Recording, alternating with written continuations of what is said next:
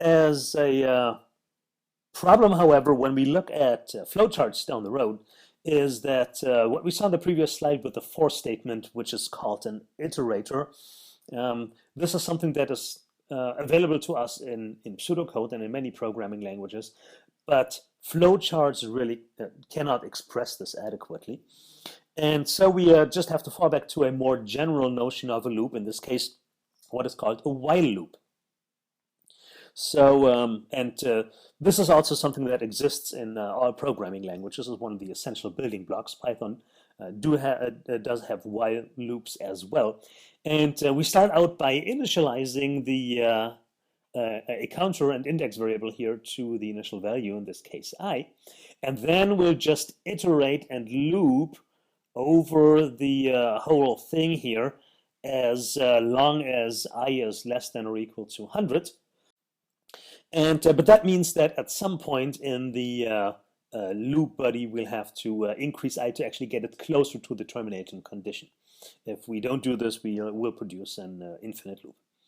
So then we have the algorithm as stated, and there's only one additional statement here before we go back to the loop, which is this one here, where we increment I by 1, and after this is done, because this is indented like this, control goes back to the top of the loop.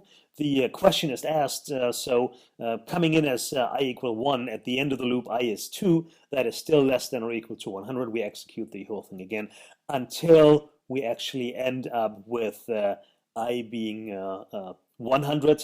At the end of that loop, it's 101, at which point the question of I less than or equal to 100 is false, and the loop termination, the loop terminates, and the program terminates because there are no statements after this.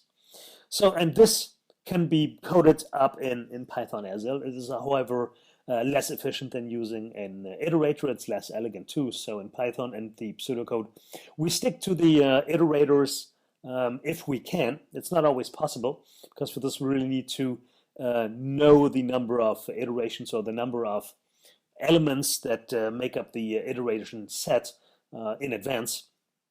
But in any case, this is, however, something that with a while loop can easily also be expressed in a flowchart. So, and we're gonna see that in the later slides.